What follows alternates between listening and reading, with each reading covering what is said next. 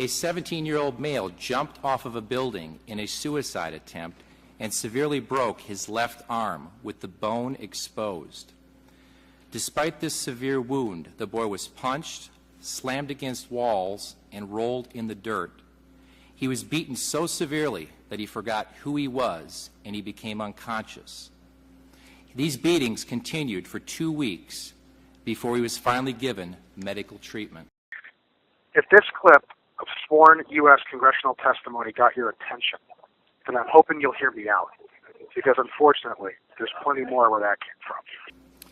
A 16-year-old boy having trouble breathing and walking was tortured and humiliated for days.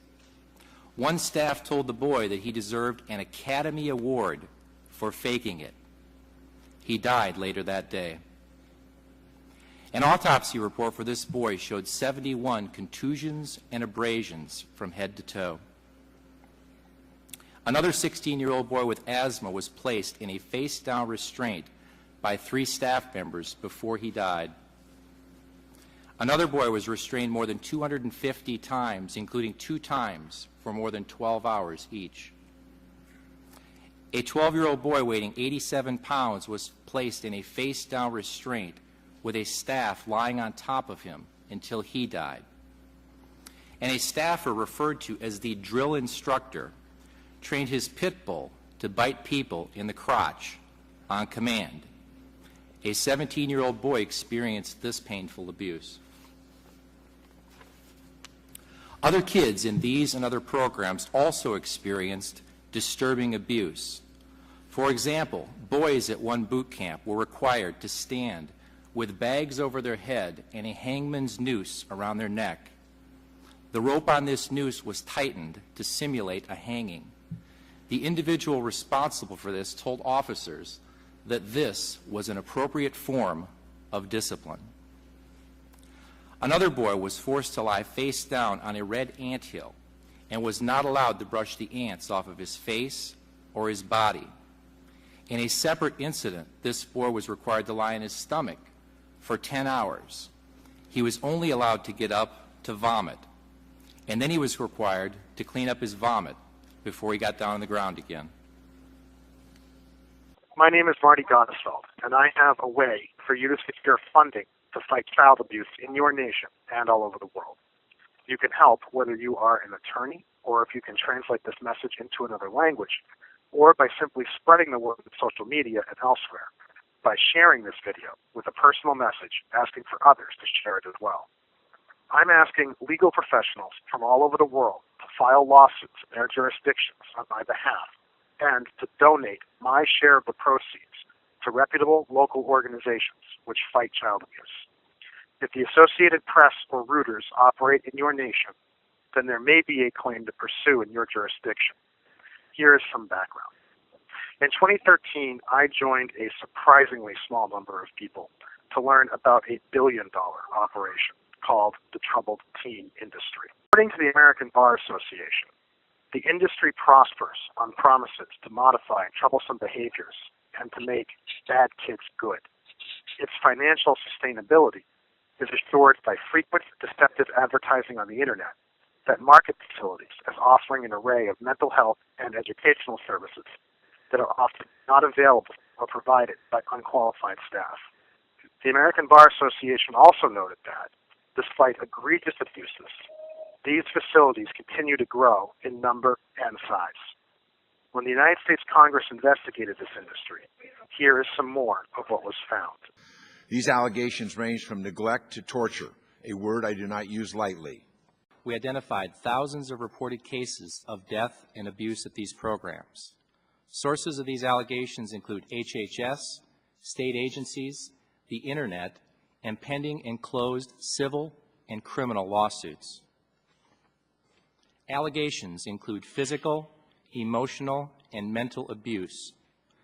Examples of abuse include youth being forced to eat their own vomit, denied adequate food, being forced to lie in urine or feces, being kicked, beaten, and thrown to the ground, and being forced to use a toothbrush to clean a toilet, and then forced to use that toothbrush on their teeth.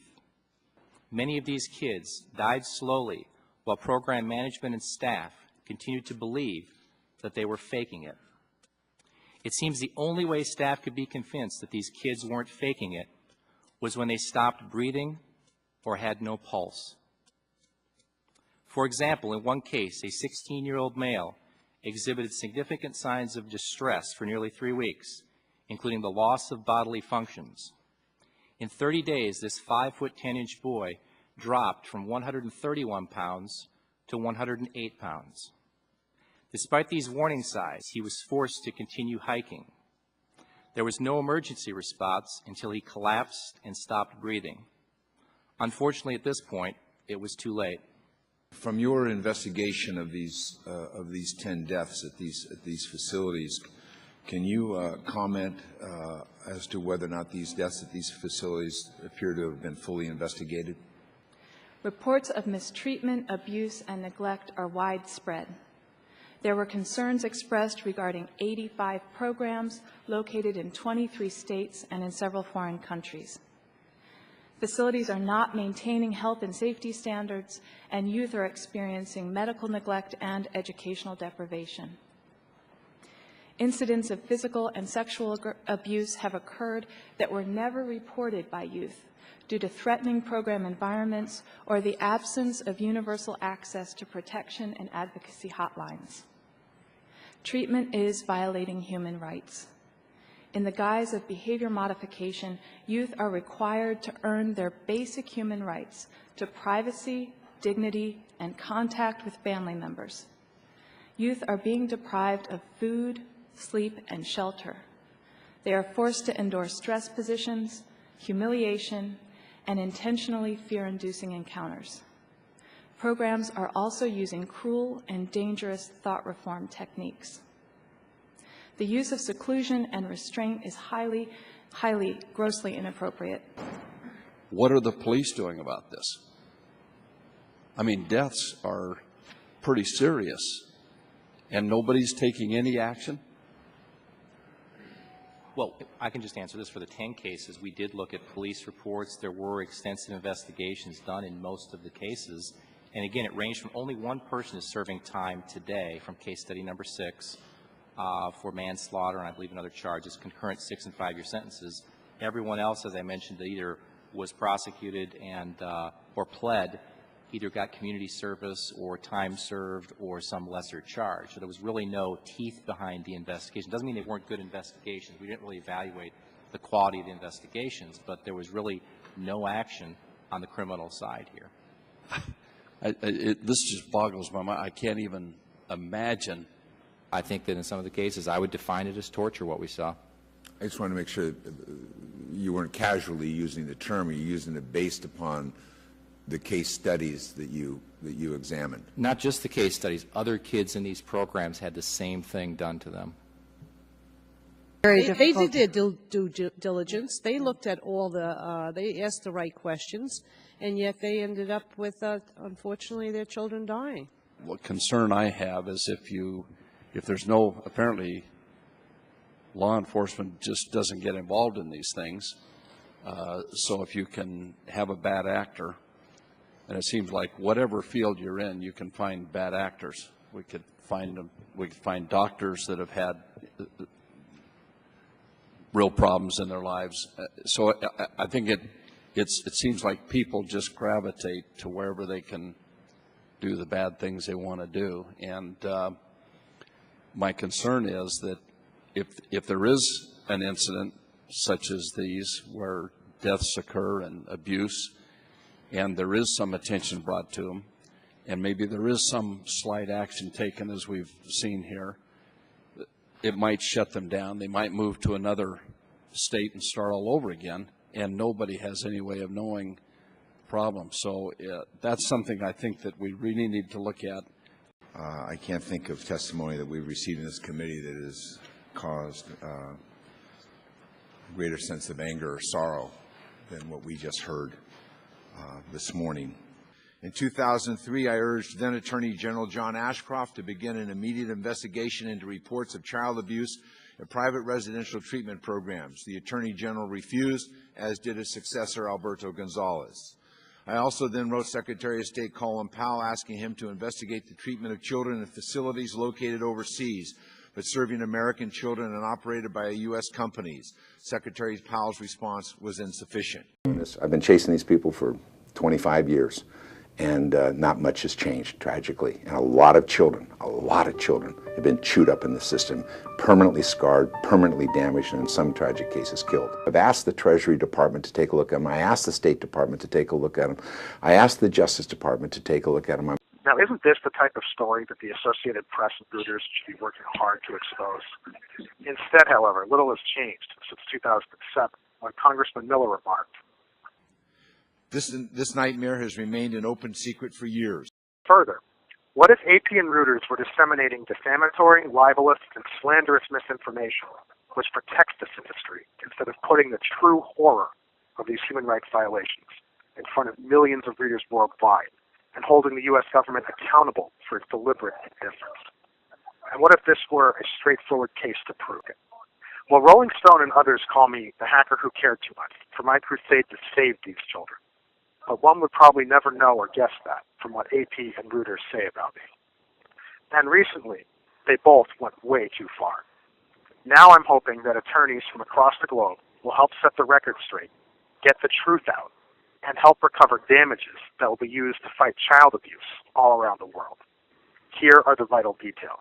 Thanks for bearing with me. As anyone can read in Rolling Stone, I defended the life of a teenage girl named Justina Pelletier when she was tortured, crippled, and nearly killed at Boston Children's Hospital. Here is Justina's father on one of our public TV stations. She went from a healthy as could be young lady to a person now in a wheelchair, pretty much paralyzed below the hips, almost no physical strength above the hips. She has been totally medically abused. You know, she had tachycardia, medically diagnosed, was on metoprolol for that. Since she's been at Boston Children's through DCF custody, she's been off that, so she's had a heart rate of anywhere from 100 to 152, medically verified. Number two, she had a cecostomy tube placed into her colon so she can go to the bathroom for neuropathy of the colon. And when you're a mitochondrial patient, you're more sensitive to your nerves, kind of like somebody with fibromyalgia. So she was taking Lyrica to deaden the nerve pain. So she's been in severe pain nonstop, 24 hours a day for 13 months. That interview aired just before I knocked Boston Children's Hospital off the internet during a major online fundraiser, standing up for Justina and defending her life without violence in a way that few others could.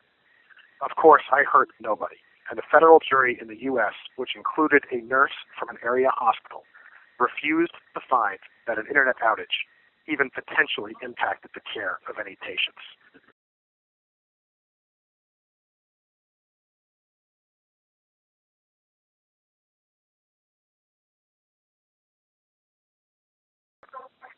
On top of that, it was Boston Children's which actually took most of its own systems offline during the protest. As Nate Raymond from Reuters and Alana Durkin-Richer from the Associated Press each heard BCH staff admit in the courtroom. Yet even after the jury returned this verdict, and even though AP and Reuters each heard me cite the jury's finding and rebut this ridiculous criminal allegation that somehow I had put children's lives in danger, both AP and Reuters still printed this demonstrably false assertion made after the jury's decision by federal prosecutor David Diadio, without even mentioning that I had contested it, let alone the jury's verdict. Nor did they mention Justina's pain and suffering, which I also asserted, or the troubled teen industry.